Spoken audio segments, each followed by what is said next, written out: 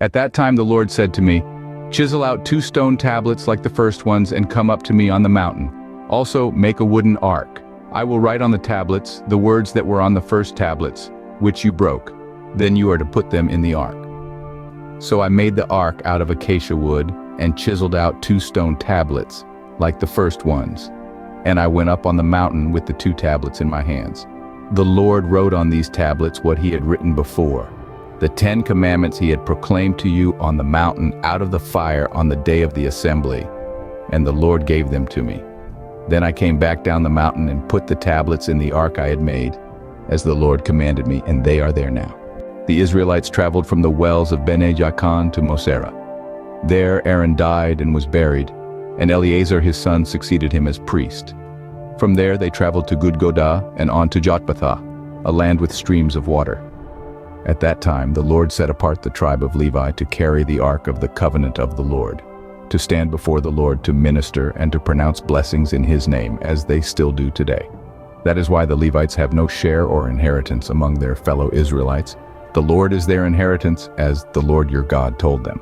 Now I had stayed on the mountain 40 days and 40 nights, as I did the first time, and the Lord listened to me at this time also.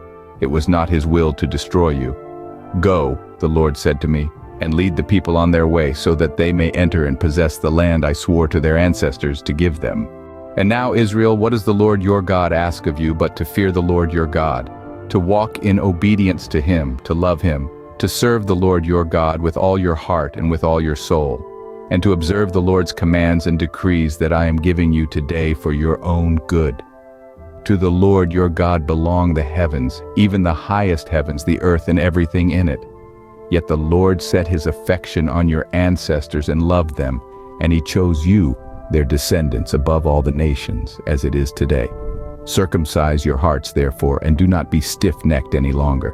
For the Lord your God is God of gods and Lord of lords, the great God, mighty and awesome, who shows no partiality and accepts no bribes. He defends the cause of the fatherless and the widow, and loves the foreigner residing among you, giving them food and clothing.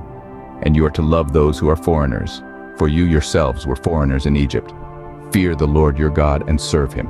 Hold fast to him and take your oaths in his name. He is the one you praise.